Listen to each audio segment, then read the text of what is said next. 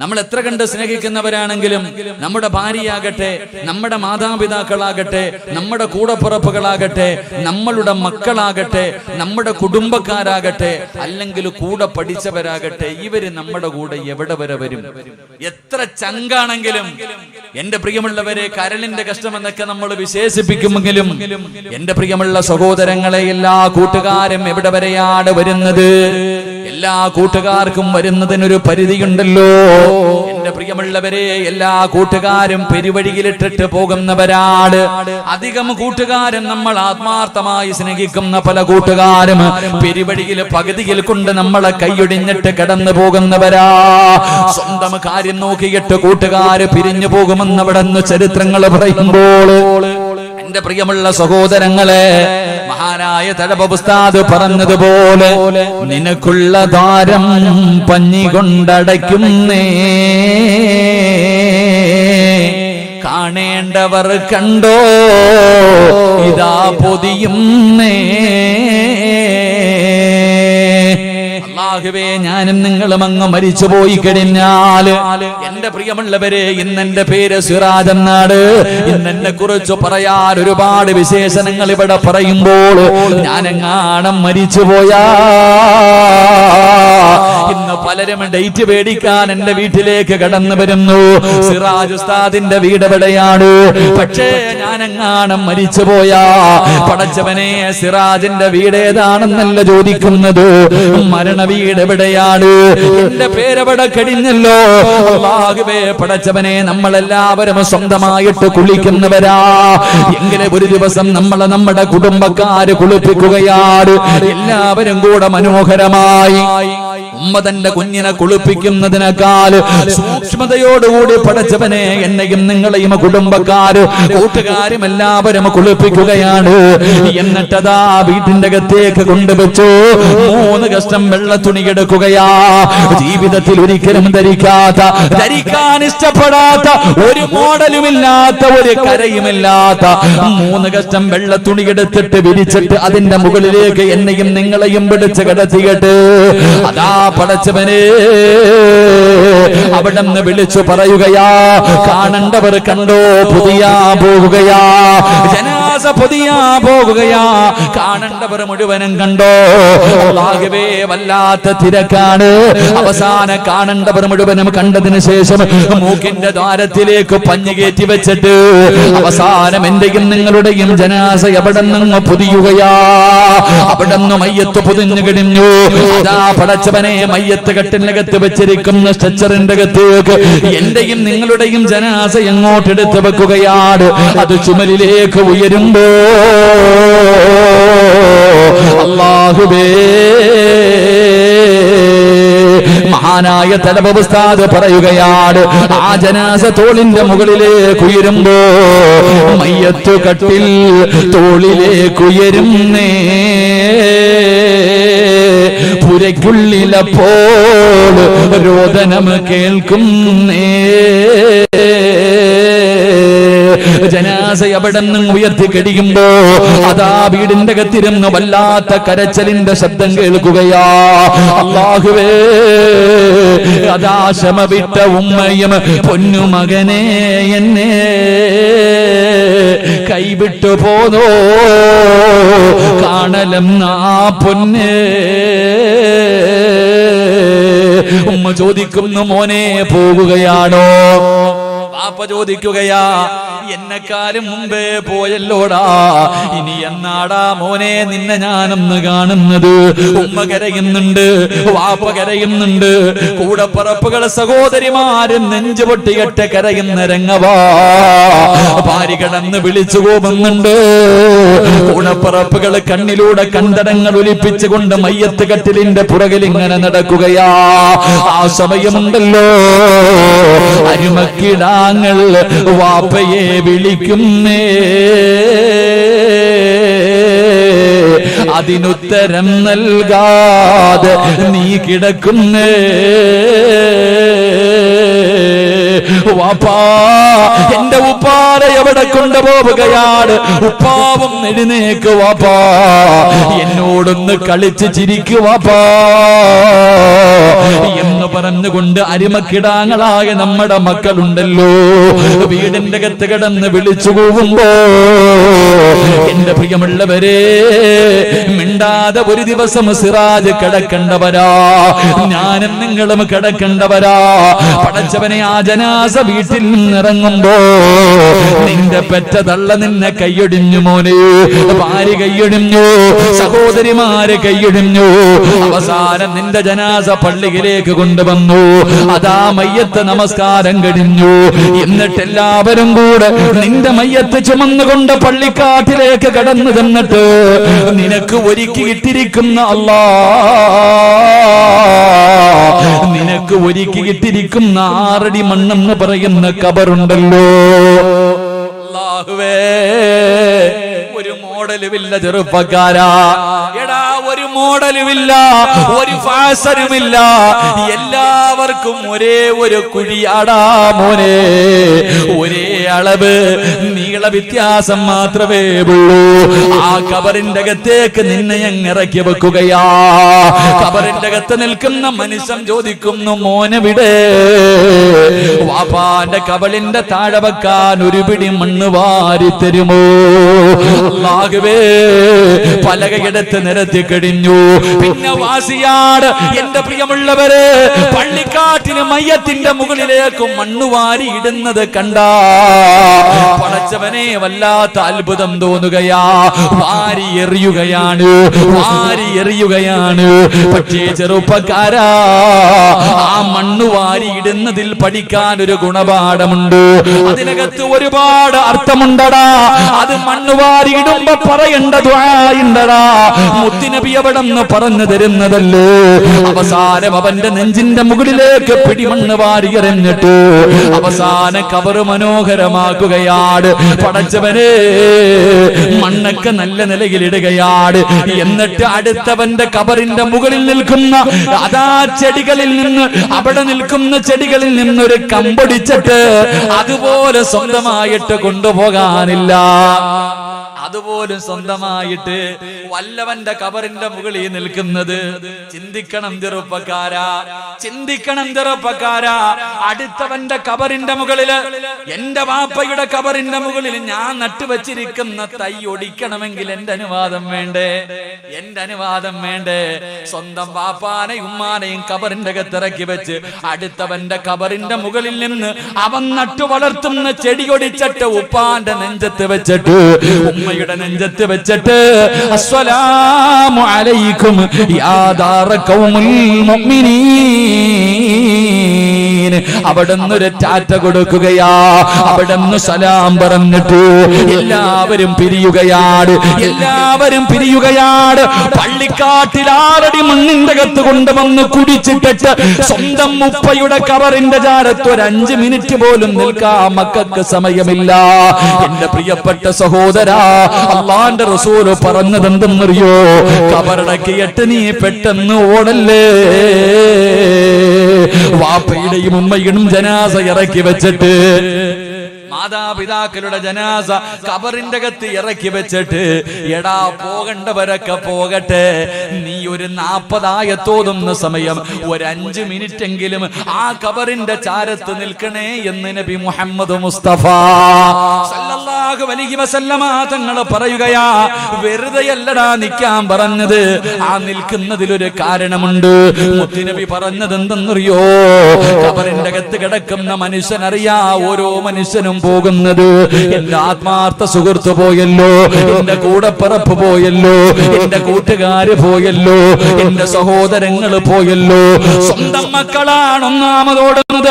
വാപ്പയെ കബറടക്കിയറ്റ് മക്കൾ ഇങ്ങനെ ഓടുമ്പോ കബറിന്റെ അകത്ത് കിടക്കുന്ന വാപ്പ ചിന്തിക്കുന്നു, അല്ലാ,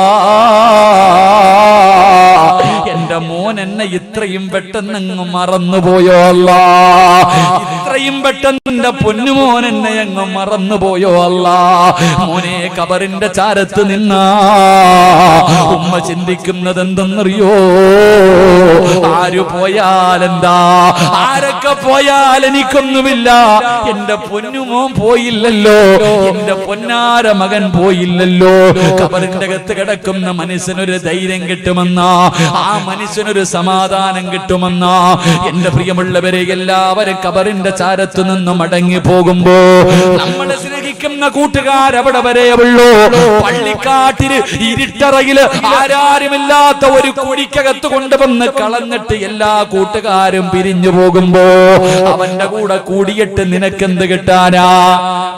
പെരുവഴിയിൽ ഇട്ടിട്ട് പോകുന്നവന്റെ കൂടെ കൂടിയിട്ട് പെരുവഴിയിൽ പള്ളിക്കാറ്റ് ആരുമില്ലാത്ത ഒരാറടി മണ്ണിന്റെ ഒരു കുടിയെടുത്ത് നിന്നെ അതിനകത്തിട്ടിട്ട് എല്ലാരും പോകുമ്പോ എന്റെ സഹോദരാ, കൂട്ടുകാരെങ്ങനല്ല. എല്ലാ കൂട്ടുകാരും നമ്മൾ അവിടെ കൈയൊഴിഞ്ഞിട്ട് പോകുമ്പോ കൈയൊഴിയാത്ത ഒരു കൂട്ടുകാരനെ ഞാൻ നിങ്ങൾക്ക് പറഞ്ഞു തരാ. നിങ്ങളെ കൈവിടാത്ത ഒരു കൂട്ടുകാരൻ പകുതിയിൽ കളയൂല, പെരുവഴിയിൽ കളയൂല, പള്ളിക്കാട്ടിൽ കൊണ്ടുവന്ന് കളയൂല. പൊന്നുമോനെ, ഒരു കൂട്ടുകാരൻ ഞാൻ നിങ്ങൾക്ക് പറഞ്ഞു തരാ. നിങ്ങൾ ആരെങ്കിലും ഇവരെ കൂട്ടുകാരാക്കിയാൽ മോനെ ജീവിതത്തിലുണ്ടടാ, മരണസമയത്തുണ്ട്, ഖബറിന്റെ അകത്തുണ്ട്, പരലോകത്തുണ്ട്, സിറാത്തിലുണ്ട്, മീസാനിലുണ്ട്. അല്ലാഹുവിന്റെ സ്വർഗ്ഗത്തിൽ കൊണ്ടുപോയിട്ട് ആ കൂട്ടുകാര് നിന്നെ കൈവിടൂ എന്ന് ആദരവായ പ്രവാചകൻ നബി മുഹമ്മദ് മുസ്തഫ, അള്ളാഹുവിന്റെ പ്രവാചകൻ സല്ലല്ലാഹു അലൈഹി വസല്ലം തങ്ങൾ പറഞ്ഞു, ഏകദേശമുള്ള കൂട്ടുകാർ മുഴുവനും പള്ളിക്കാട് വരെ വരത്തുള്ളൂ. എങ്കിൽ ഒരു കൂട്ടുകാരനുണ്ട്, അവൻ ദുനിയാവിലുണ്ടാകും, ഖബറിന്റെ അകത്തുണ്ടാകും, മരണസമയത്തുണ്ടാകും, പരലോകത്തുണ്ടാകും, മീസാനിലുണ്ടാകും, സിറാത്തിലുണ്ടാകും. നിന്നെ സ്വർഗ്ഗത്തിൽ കൊണ്ടുവിട്ടിട്ടേ ആ ചങ്ങാതി പോകൂ എന്ന് നബി മുഹമ്മദ് മുസ്തഫ. അള്ളാഹു ആ കൂട്ടുകാരന്റെ കൂടെ കൂടാൻ അള്ളാഹു ഭാഗ്യം തരുമാറാകട്ടെ. അള്ളാഹു ആ കൂട്ടുകാരുടെ കൂടെ കൂടാൻ ഭാഗ്യം തരുമാറാകട്ടെ. ആ കൂട്ടുകാരെന്നറിയോ? കള്ളുകുടിക്കുന്നവനല്ല. ആ കൂട്ടുകാരൻ കള്ളുകുടിക്കുന്നവനല്ല, വ്യഭിചരിക്കുന്നവനല്ല, പലിശ തിന്നുന്നവനല്ല. ജീവിതത്തിൽ ജനിച്ചത് മുതൽ മരിക്കുന്നത് വരെ പാവം കാണൂല. ആ കൂട്ടുകാര് ജനിച്ചത് മുതൽ മരിക്കുന്ന കാലം വരെ പാവം കണ്ടിട്ടില്ല, പാവം കേട്ടിട്ടില്ല, പാവം പറഞ്ഞിട്ടില്ല. എന്റെ പ്രിയമുള്ളവരെ, അങ്ങനെ ചില കൂട്ടുകാരുണ്ട്. അള്ളാഹു നമുക്ക് ആ കൂട്ടുകാരുടെ കൂടെ കൂടാൻ ഭാഗ്യം തരുമാറാകട്ടെ. അവരാരെന്നറിയുവോ? അള്ളാഹുവിന്റെ മലക്കുകളാണെന്ന് ആദരവായ പ്രവാചകൻ നബി മുഹമ്മദ് മുസ്തഫ. ഉറക്കെ നബി മുഹമ്മദ് മുസ്തഫ സല്ലല്ലാഹു അലൈഹി വസല്ലം തങ്ങൾ പറയുന്നു, അള്ളാഹുവിന്റെ സൈന്യം, അള്ളാഹുവിന്റെ മലക്ക് ജനിച്ചത് മുതൽ മരിക്കണ കാലം വരെ പാവം ചെയ്തിട്ടില്ല.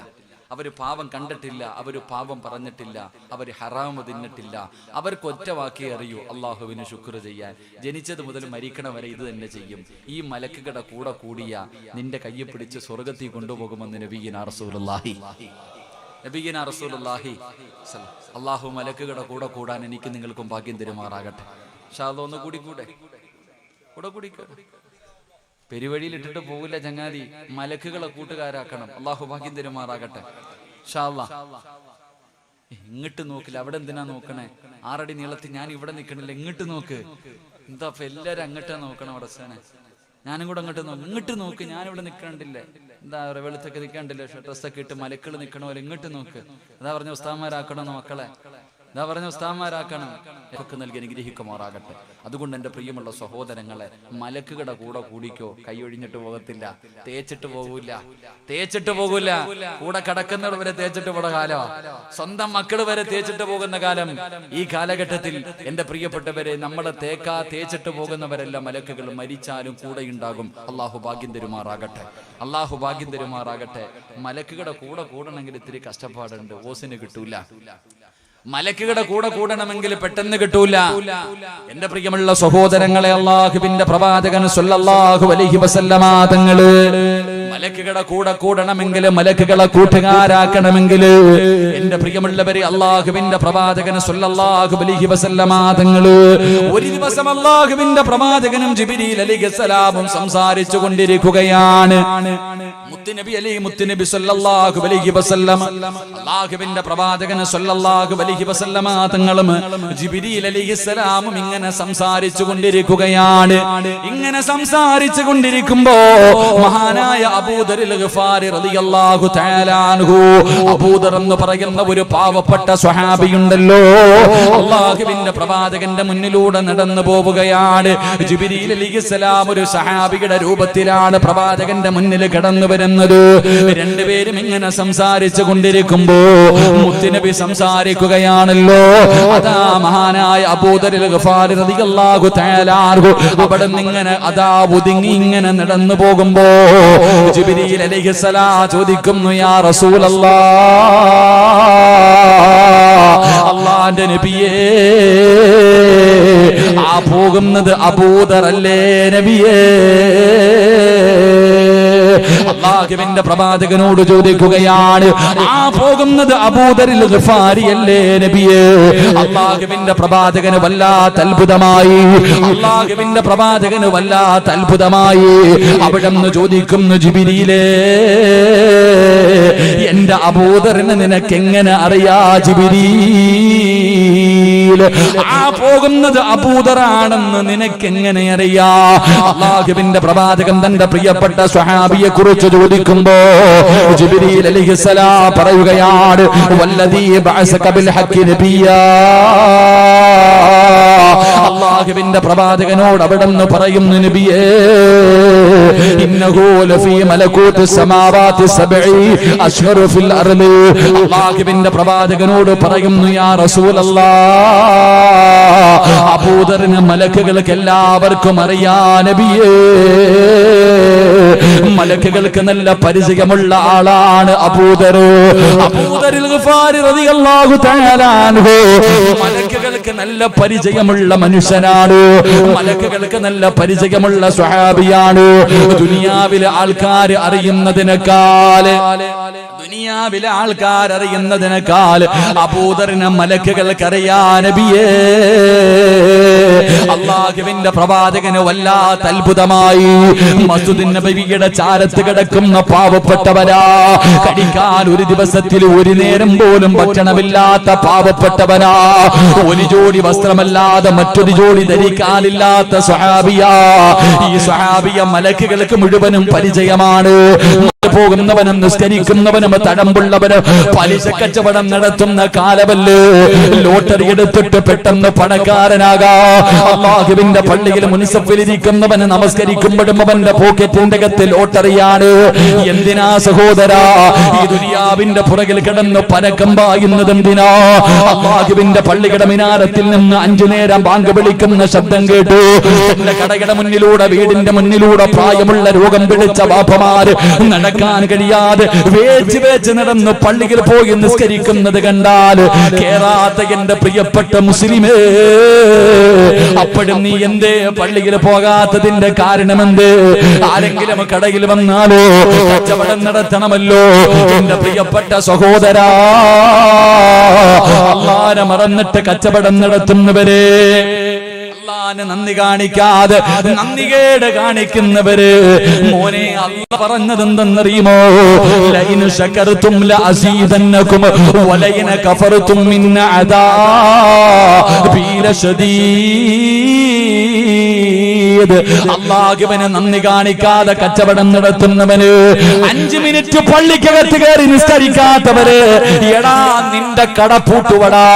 അല്ലാഹുവാ നിനക്ക് കട തന്നത്, അല്ലാഹുവാ നിനക്ക് കച്ചവടം തരുന്നത്, അല്ലാഹുവാണ് നിനക്ക് പണം തന്നത്. ഈ പണം അല്ലാഹു നിനക്ക് നൽകിയപ്പോ ആ പടച്ച റബ്ബിനോട് നന്ദികേട് കാണിച്ച അല്ലാഹു എല്ലാം തകർക്കുമടാ. അല്ലാഹു സർവ്വതും തകർത്ത് കളയുമെന്ന് ഖുർആനാ പറഞ്ഞത്. അതുകൊണ്ട് ദുനിയാവിന്റെ പുറകെ പോകുന്നവരോട് നീ എത്ര കടന്ന് കരഞ്ഞു വിളിച്ചിട്ടും കാര്യമില്ല. മഹാനായ കലീമുല്ലാഹി മൂസാ നബി അലൈഹിസ്സലാം, മൂസാ നബി ഇങ്ങനെ നടന്നു പോകുമ്പോ ഒരു ചെറുപ്പക്കാരെ കരഞ്ഞുകൊണ്ട് ദുആ ചെയ്യുകയാ. 2 കൈയും ഇങ്ങനെ ഉയർത്തി പിടിച്ചിട്ടിരുന്ന് കരഞ്ഞുകൊണ്ട് ദുആ ചെയ്യുകയാണ്. മൂസാ നബി അത്ഭുതമായി അവിടെ നിന്ന് നടന്നുപോയി. തിരിച്ചു വരുമ്പോഴും അതേപോലെ ആ ചെറുപ്പക്കാരൻ അവിടെ ഇരുന്ന് കരഞ്ഞു ദുആ ചെയ്യുകയാ. മൂസാ നബി അവിടുന്ന് അല്ലാഹുവേ ഈ ചെറുപ്പക്കാരനെ കണ്ടപ്പോ അല്ലാഹുവിനോട് ദുആ ചെയ്തു, അല്ലാഹ് ഈ ചെറുപ്പക്കാരന്റെ പ്രാർത്ഥന സ്വീകരിക്കണേ അല്ലാഹ്. മുത്തുനബിയാകവേ മൂസാ നബി അവിടുന്ന് പറന്നു കഴിയുമ്പോ അതാ വരുന്ന മുഖറബുൽ അംലാഖ് മലക്ക് ജിബ്രീൽ അലൈഹിസ്സലാം എന്നിട്ട് പറഞ്ഞു, വേണ്ട നബിയേ, ഇവന്റെ ദുആ അല്ലാഹു സ്വീകരിക്കൂല. ഇവൻ ഇവിടെ ഇരുന്ന് ഖിയാമത്ത് നാൾ വരെ കരഞ്ഞാൽ, ഇവിടെ ഇരുന്നിട്ട് ഇവന് ഖിയാമത്ത് നാൾ വരെ കരഞ്ഞ് കരഞ്ഞ് കരഞ്ഞവന്റെ കണ്ണുനീര് തീർന്നിട്ട് തലച്ചോറ് കണ്ണിലൂടെ ഇങ്ങനെ താഴെ വീണു. കൈ രണ്ടും ഇങ്ങനെ പിടിച്ചിട്ട് കൈ രണ്ടും ഒടിഞ്ഞുപോയി. ഇവൻ ഇവിടെ ഇരുന്നിരുന്ന് ഇവന്റെ നട്ടല്ലൊടിഞ്ഞുപോയി. ഇതുപോലെ എത്ര ഇവിടെ ഇരുന്ന് കരഞ്ഞാലും അല്ലാഹ് ഇവന്റെ ദുആ സ്വീകരിക്കില്ല നബിയേ. ജിബ്രീലേ, ഇവനെന്ത് പാപമാ ചെയ്തത്? കള്ളു കുടിച്ചവനല്ല, വ്യഭിചരിച്ചവനല്ല, പലിശ തിന്നവനല്ല, നിസ്കരിക്കാത്തവനല്ല, ശിർക്ക് ചെയ്തവനല്ല. എന്തേ അല്ലാഹു അവന്റെ ദുആ സ്വീകരിക്കാത്തത്? ഇവൻ ദുനിയാവിനെ സ്നേഹിച്ചവനാ നബിയേ. ആഖിറത്തിനെ മറന്നിട്ട്, അല്ലാഹനെ മറന്നിട്ട് ദുനിയാവിനെ സ്നേഹിച്ചവനാ. അതുകൊണ്ട് എന്റെ പ്രിയപ്പെട്ടവരോട് പറയുന്നു, ദുനിയാവിനെ പ്രേമിക്കല്ലേ, ചതിച്ച് കളയുമടാ ചെറുപ്പക്കാരാ. ദുനിയാവ് നിന്നെ ചതിക്കും മോനെ, ദുനിയാവ് നിന്നെ ചതിക്കും മോനെ. മോനെ വേണമെന്ന് പറഞ്ഞുകൊണ്ട് വേണ്ടെന്ന് പറഞ്ഞ് കളഞ്ഞ ദുനിയാവ് നിന്റെ പുറകെ വരും. വേണമെന്ന് പറഞ്ഞ് കൂടെ പോയാ നിന്റെ ദുനിയാവും ആഖിറവും നഷ്ടപ്പെടും മുസ്ലിമേ. മഹാനായ അബൂദർ ഗഫാരി റളിയല്ലാഹു തആല അൻഹു തനിക്കുള്ളതെല്ലാം പടച്ചവരെ ദീനിനെ കൊടുക്കുകയാ. ആരെങ്കിലും തന്റെ വീടിന്റെ അകത്ത് എന്തെങ്കിലും കരുതി വെച്ചാ ചെന്നിട്ട് പറയുമായിരുന്നു, നാളെ പടച്ചറപ്പിന്റെ പരലോകത്ത് കിടന്നു വരുമ്പോൾ ഇതെല്ലാം തീയായിട്ട് നിന്റെ കഴുത്തിൽ കിടക്കുന്ന ഒരു ദിവസം വരാനുണ്ട്. അബൂദർ ഗഫാരി റളിയല്ലാഹു തആല അൻഹു പറയുമായിരുന്നു, എന്റെ പ്രിയമുള്ള സഹോദരാ, ഒരു ദിവസം അല്ലാഹുവിന്റെ റസൂല് നോക്കുമ്പോ യുദ്ധം നടക്കുന്ന രണാങ്കണത്തിൽ ഏറ്റവും അവസാനം ഇങ്ങനെ ഓടി വരികയാണ്. പ്രവാചകൻ പറഞ്ഞു, അബൂദരേ, യമൂതു വഹദാ, നീ ഏകനായിട്ടാ മരിക്കുന്നത്, നീ ഏകനായിട്ടാ നാളെ പരലോകത്തേക്ക് കടന്നു വരുന്നത്. എന്റെ പ്രിയമുള്ളവരെ, അവസാനം അബൂദർ ഗഫാരി റളിയല്ലാഹു തആല അൻഹു പണകാര് സൂക്ഷിച്ചാലും ചെന്നിട്ട് വിഷയമുണ്ടാകുകയാ. നബിയുടെ കാലഘട്ടം കഴിഞ്ഞു, അബൂബക്കർ തങ്ങളുടെ കാലഘട്ടം കഴിഞ്ഞു, ഉമർ തങ്ങളുടെ കാലഘട്ടം കഴിഞ്ഞു, ഉസ്മാൻ തങ്ങളുടെ കാലഘട്ടം വന്നപ്പോ നാട്ടുകാര് മുഴുവനും പരാതി പറയാൻ തുടങ്ങുമ്പോ മഹാനായ അബൂദർ ഗഫാരി റളിയല്ലാഹു തആല അൻഹുവിനെ അവിടുന്ന് നാട് കടത്തുകയാണ്. പടച്ചവനെ, അബൂദർ ഗഫാരി റളിയല്ലാഹു തആല അൻഹു തന്റെ കുടുംബവുമായിട്ട് ഒറ്റയ്ക്ക് താമസിക്കുകയാ.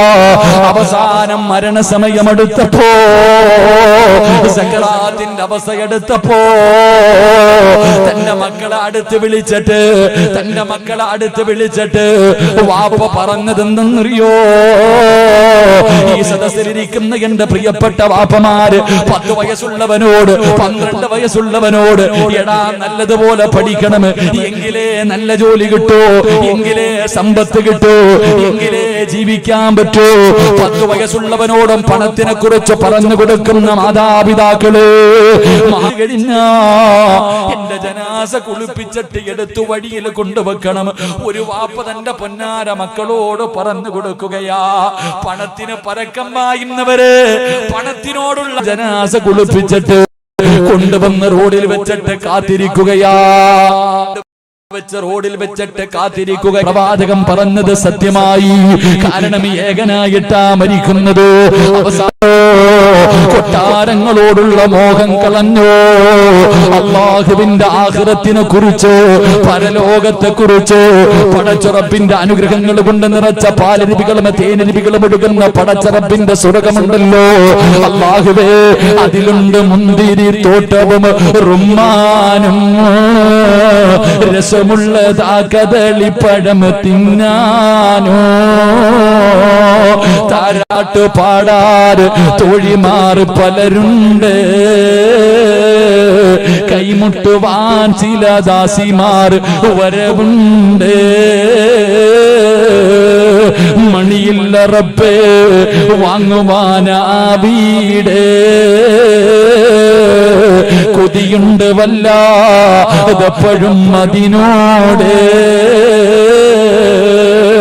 അതിലേക്കു നീയൊരു പാസുതാമന്നാനേ, അതു നിന്റെ പക്കൽ മാത്രമാഹന്നാനേ. ദുനിയാവ് വലിച്ചെറിഞ്ഞാൽ മോനെ പാലരുവിയുണ്ടടാ, തേനിന്റെ നദികളുണ്ടടാ, കള്ളിന്റെ ആറുണ്ടടാ, കടിക്കാൻ ഭക്ഷണം ഏത് വേണമെന്ന് പറഞ്ഞാൽ കണ്ണിന്റെ മുന്നിൽ വന്ന് നിൽക്കുമടാ. ജോലി ചെയ്യണ്ട, കഷ്ടപ്പാടില്ല, അല്ലാഹുവേ ഇഷ്ടമുള്ളത് തിന്നു കുടിച്ച് ആസ്വദിച്ച് നടക്കാ. ഹൂറുലീങ്ങളായ പെണ്ണുങ്ങള് മോനെ, ജീവിതത്തിൽ ഇന്ന് വരെ ഒരുത്തനും തൊടാത്ത പെണ്ണുങ്ങള് നാളെ നിനക്ക് ഖിദ്മത്ത് ചെയ്യാൻ അല്ലാഹുവിന്റെ സ്വർഗ്ഗത്തിലുണ്ട്. ഈ സ്വർഗ്ഗം നിനക്ക് വേണോ? ഈ സ്വർഗ്ഗം നിനക്ക് വേണോ? ദുനിയാവിനെ വലിച്ചെറിഞ്ഞ മലക്കുകളുടെ ശഫാഅത്ത് ലഭിച്ചിട്ട് റബ്ബിന്റെ സ്വർഗ്ഗത്തിന്റെ മുന്നിലേക്ക് കടന്നു ചെല്ലാ.